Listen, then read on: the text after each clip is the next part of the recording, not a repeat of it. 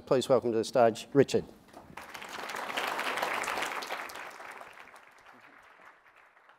Thanks.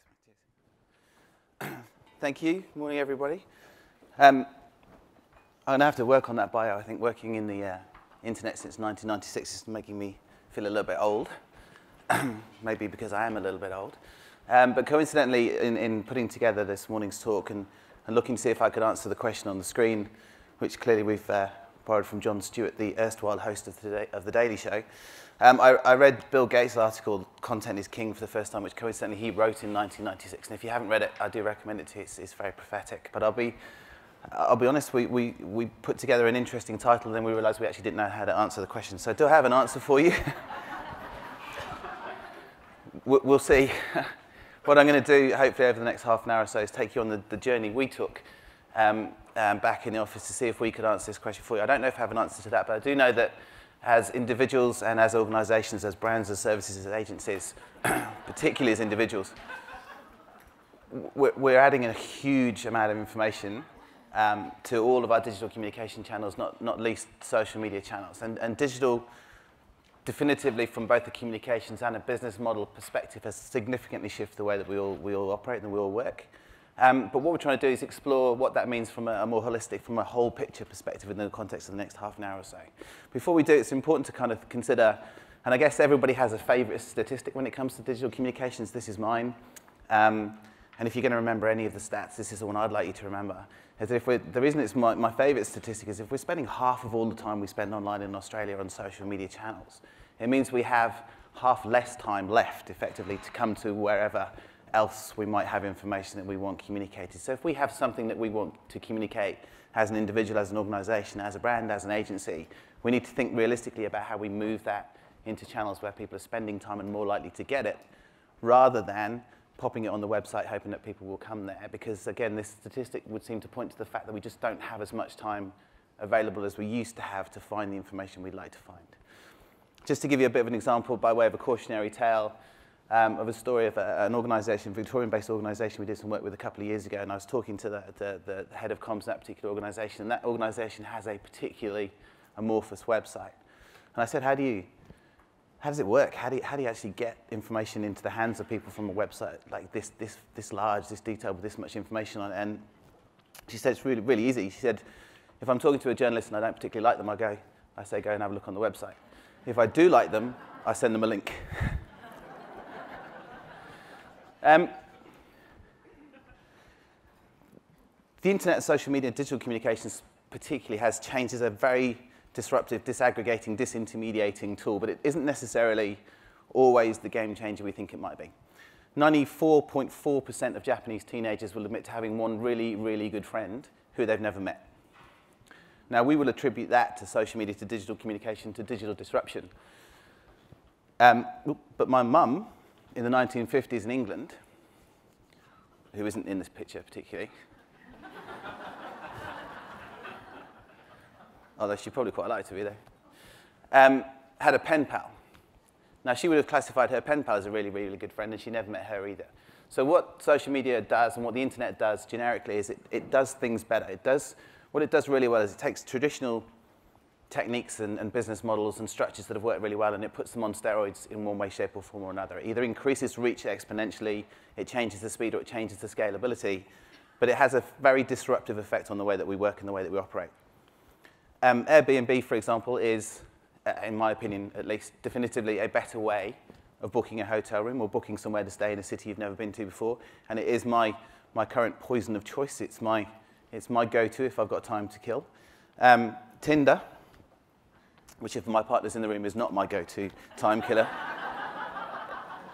is they tell me a better way of finding a partner. iTunes is definitively a better way of buying music. Uber is absolutely a better way of ordering a cab. And the granddaddy of them all, realistically, Amazon is pretty much a better way of doing anything. Quite frankly, Amazon started in 1994. It makes it 25 years old. They're 21 years old this year, so comfortably coming of age, and is the kind of granddaddy of all business model disruptors. But what does that mean for us as communicators, us as marketers, the kind of things that we do? Well, are we going to be similarly disrupted, not just by social media, but by digital communications and digital business models? Absolutely, of course we are.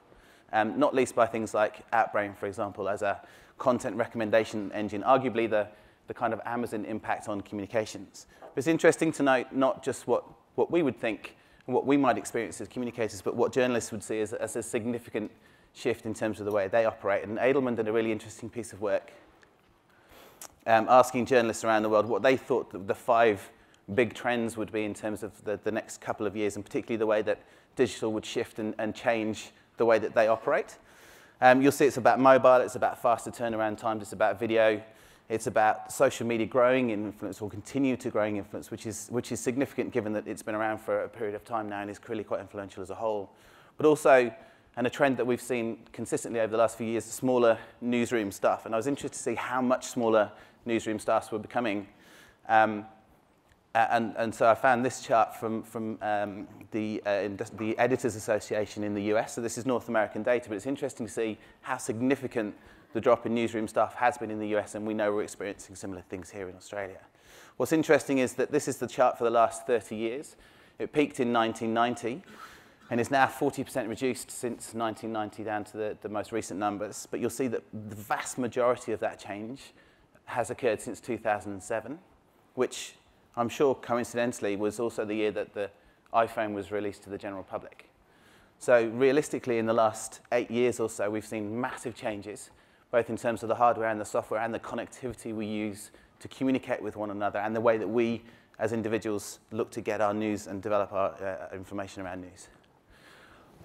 Just last week, might even be the week before now, Facebook introduced its new publishing engine, for want of a better description, Instant Articles. These are the 9 global organizations who are the first 9 cabs off the rank, if you like, to use Facebook's Instant Article publishing engine. What's significant about this, and there's plenty of information about the way this is developing, what I think is most significant about this is the shift towards revenue sharing with these organizations and Facebook, and the fact that Facebook is looking to play more readily with content providers and create native uploads for their content on the Facebook platform.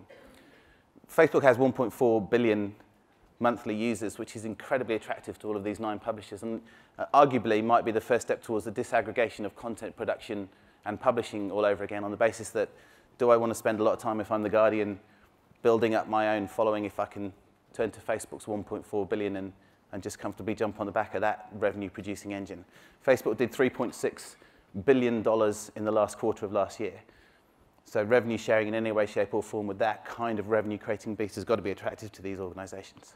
But before we get into the disintermediating or the disaggregating effect of the new technology, we're still, to a certain extent, getting our head around, as the journalist survey from Edelman pointed out earlier, how social media is going to impact on the way we work, and what does that mean in terms of the interactivity back to digital communications. And things like Twitter is a good example, and leaning on The Guardian to help with that example. How do we kind of factor all of this into communications? What does it mean in terms of its connectivity back to traditional broadcast or press coverage? What does it mean within the context of how that's translating into a digital environment? How does this all fit together, and how seamless and how interactive or integrated is this new communications medium? And again, leaning on The Guardian, I'd like to show you a short video now, which is The Guardian's film. It's a TV series they produced a few years ago. Some of you may have seen it. It's called The 3 Little Pigs. If you have seen it, I'm sure you'll bear with me, because it's a great piece of footage. If you haven't seen it, please enjoy.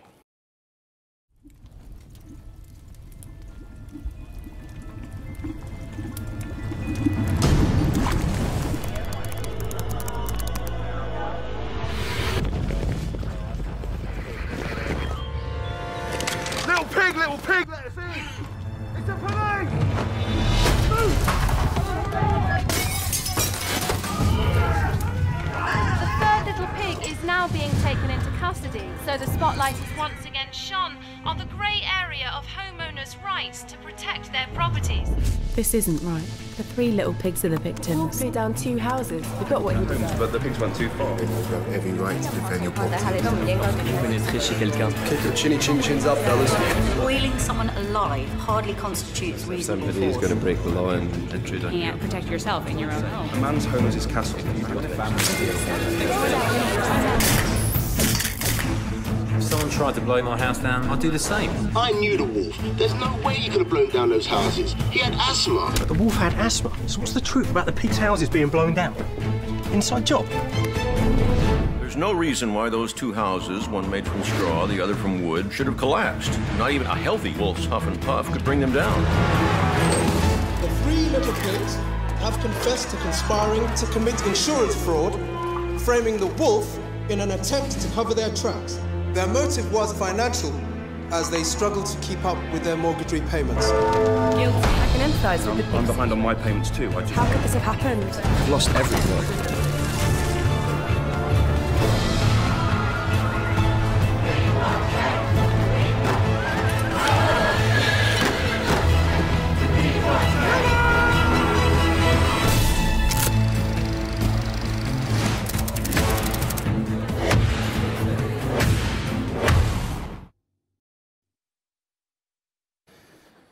Great film, as I'm sure you'll agree. It's and we think they've got it absolutely right. It's a few years old now. It won awards at Cannes. It's a great television commercial, but what they're talking about stands true today.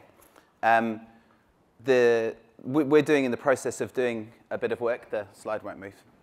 A bit of work at iSentia into realistically what does that dynamic, what does the dynamic that The Guardian was looking to portray, what does that mean here in Australia? What does that actually mean in our market, and how does it translate? And I've got 2 or 3 slides I'm going to share with you now, some of the headlines from that white paper we're putting together. It's still very much a work in progress. We're still going through the investigative process, but we, as you know, we have a huge amount of coverage at every level that we can look to analyze. And what's interesting to us is that it's not necessarily always common. So what appears in print doesn't always appear online, doesn't always appear back in print. What appears on broadcast doesn't necessarily appear on print, and vice versa. The story changes, the sentiment changes, the way it's structured changes, and quite often the conclusions change. And then when you factor in social media into that mix, everything gets all confused all over again. But at the headline level, 37% of the content that appears in newspapers doesn't appear online at all. Now, the vast majority of content that does appear in print is less than 500 words in length, as you are aware. 75% of all of the articles under 500 words in length don't translate online either. So the vast majority of the books that we read every day in the morning aren't shifted into the online capacity. They don't appear in the digital environment. So again, in terms of that interactivity that The Guardian pointed to into that movie, we need to be thinking about the whole picture. We need to be thinking about not just one channel, but multiple channels when it comes to what we're thinking about, what we're monitoring, and how we're tracking our reputation in the market.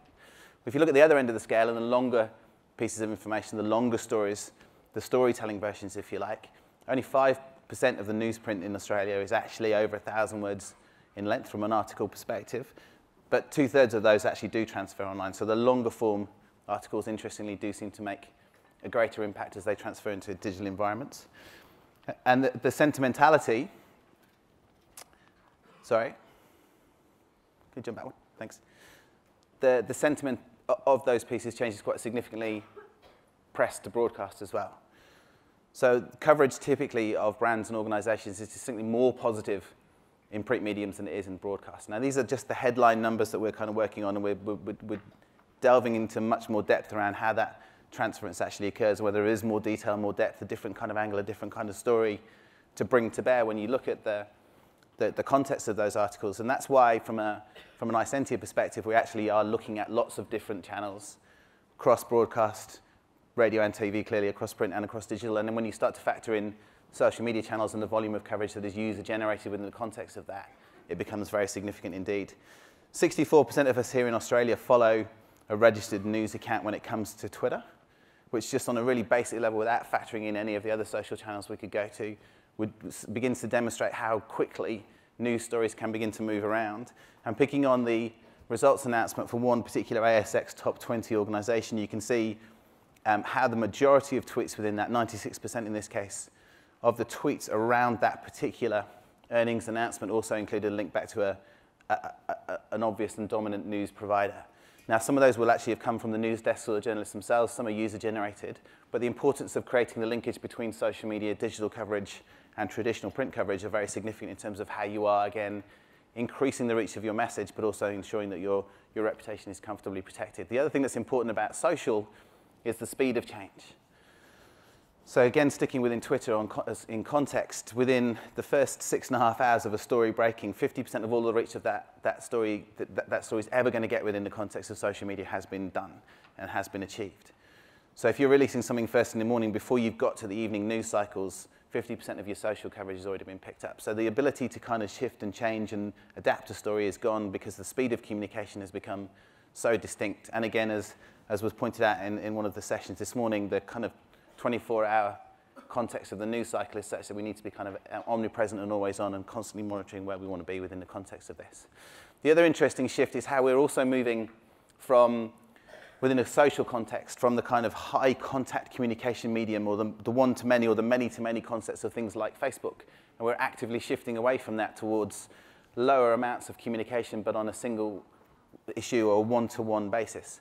And the rise of the Snapchats and the WhatsApps and the unbundling of Facebook even to include Messenger as a completely unbundled proposition is a significant shift away from one-to-many back to one-to-one style of communication. And what that means in terms of how we monitor communications and conversations, how we retain control of reputation is getting harder and harder to do as we lose sight of what that might look like.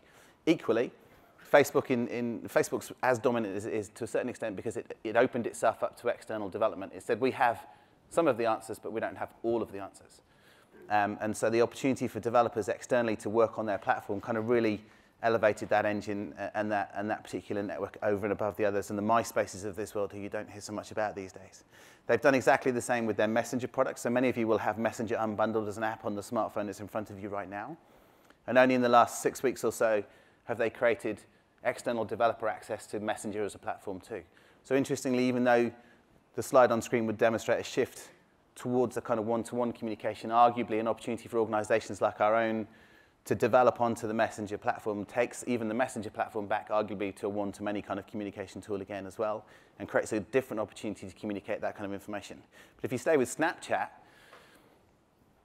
and you look at Snapchat's Discover application, which is native within the application as it's downloaded to everyone's smartphone, there are some extraordinarily large news organizations using Snapchat to disseminate information and to have conversation with an entirely different set of users who arguably are not reading a newspaper and arguably are not watching the evening news either. And news.com.au and CNN, just to name two, have very interesting and distinct channels within the context of Snapchat to disseminate information to a completely new audience. And again, from a monitoring and measurement and a reputation management perspective, I don't know how many of your organizations are factoring Snapchat-based discussions into every piece of communication you're putting together. The other thing that's interesting in the shift towards the wearable device, and this is clearly a picture of the Apple Watch, is again the shift towards the one-to-one communication and away from web-based communications to app-based communications. The Apple Watch is not shipping with a browser at all. So you cannot browse the internet in any way, shape, or form from the watch. You can only interact with another device. And if you're going to have a communication conversation, it's going to be one-to-one and it's going to be app-based. So again, the shift that Snapchat is showing and the other kind of communication shifts towards wearable technology might again affect how we communicate, how we need to communicate, what we need to watch, what we need to monitor, and how we protect our brand. Equally, wearable, the jury's out on wearable technology. Apple are clearly doing a pretty good job of making us all want an Apple Watch. But other wearable organizations, so the Nikes and the Adidases, the Reebok of this world, are pulling out of wearable technology on the basis they couldn't make it work. So we'll see. We've got a tech provider putting a lot of money into wearables, but we've got wearable companies kind of pulling out of tech. So it'll be an interesting thing to watch to see who wins and see whether or not we all kind of adopt this concept of wearing technology everywhere we go. Before we get there, and clearly we're not all there yet, it's interesting to see how that shift to mobile that, again, the journalist talked about in the Edelman survey is coming through in how information and flow of traffic is being directed through to recognized news sites. And 80%, or there or thereabouts, of the traffic to the top 50 digital news sites in the world is all served through mobile. Now, again, that's arguably going to be extra information they're looking for a longer story, so that transference of longer form stories into digital communications, but also the impact of social media communicating links back to registered news sites. So again, it's not a one-size-fits-all. It is a whole picture scenario which includes press, broadcast, digital, and social media. You'll see in terms of the impact of mobile on this particular slide, when kind of multi-platform and mobile started to kick in significantly, not just did the volume of communication go up at a huge notch, and you'll know from your own personal experience of your own mobile devices that the amount of content we produce now as individuals, because we have better content production with us everywhere we go, raises the volume of communication we do as individuals with friends and family. And effectively, that's the same dynamic from an organizational perspective. But not just that, it's changed the kind of information we communicate. So the volume of user-generated video, user-generated images, and new platforms like the Vines and the Snapchats of this world have literally come out of nowhere and are beginning to pick up significant traction. So how do we compete? How do we do something about it? Just like this. So we create content that users want to consume, engage with, and share. It's an exceptionally easy sentence to say and an exceptionally hard thing to pull off. Getting content that people want to consume is really hard. Getting content that people want to engage with is harder still. And creating content that people want to share, which is really the only reason we want to use digital medium, whether that be traditional digital, for want of a better description, and or social media, is if it's not being shared, there is literally no point in doing it. Because it's the sharing capability of social media which actually creates all the power in the engine. It's the reason that Amazon is the granddaddy of all websites. It's the recommendation and review engine that encourages us all to buy different things. That sharing, that recommending, that reviewing is the only reason you would use this kind of technology. And one of the ways you can get around that, one of the things that you can do to kind of help is to think about not just what you want to say as an organization, as an agency, as a brand, but what is it that your audience is interested in actually talking about? Because that can create this sweet spot in this Venn diagram, the union of the Venn, where you get relevance or context. And if you get relevance or context, or ideally you get relevance and context, you get content that all of a sudden can inspire people, is more likely to be shared and more likely to be relevant. And I've got one great example, which sadly for me means I'll have to admit that I have seen The Bachelor every now and again. This is a piece of content from the ACC in New Zealand. Now in Australia we don't have a similar organisation to the ACC. There are 4 people here from the ACC if you want to ask them a bit more about the organisation and also how they crafted such great content. But essentially the ACC is an organisation that kind of federally, for want of a better description, insures everybody who's in New Zealand against accidents. So they are aware, bizarrely, that there were 1,868 people injured by roses in the last 12 months. Now, I'm interested to ask, how badly injured can you be by a rose that you'd make an insurance claim? That aside, that particular statistic is not particularly interesting unless it's contextualized in some way, shape, or form. So at 9:35 of an evening, during The Bachelor, at the end of the show, when the rose ceremony is taking place, that piece of information is incredibly contextual, incredibly interesting, and an extremely well-crafted piece of content that creates a lot of brand opportunity for ACC to change conversations, to begin to do something different. But what's great about it is timing and contextualization of that information into a point in time when people are interested in roses. The other thing that's significant, and again it was mentioned by journalists, is that shift towards video content. And the difference between video content in a digital environment and video content in a broadcast environment, and the difference between a fan base and an audience.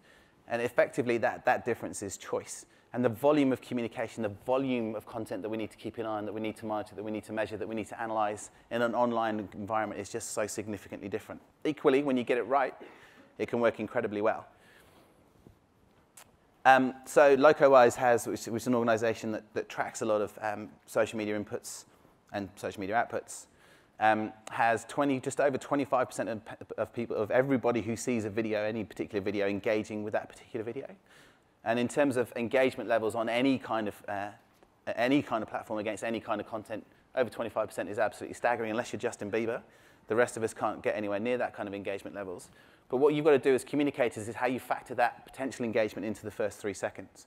So where we're tracking as an organization video content that we work with and we upload for client organizations, we see a 61% fall off in all viewing of video in under 3 seconds. So if you're crafting video and you want to use video to communicate your message, you genuinely have to think about how you grab someone's attention in less than 3 seconds. You have effectively the length of time it takes somebody's thumb to go from the bottom of their smartphone to the top of their smartphone and swipe to grab somebody's attention and to keep them in the picture. You're still going to lose 74% of all your traffic after 7 seconds and 84% after 15 seconds. If you can't say it in 15 seconds in video format, in social media, don't bother.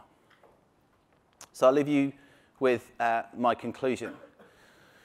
So if, according to Bill, Mr. Gates, he's a billionaire, if according to Mr. Gates, content is king and it genuinely is king, arguably distribution and the way that that's actually communicated around ourselves as individuals is the kingmaker. So is the internet just everybody passing notes around the classroom? Yes. But they're not just notes. They're also images and audio files and video files.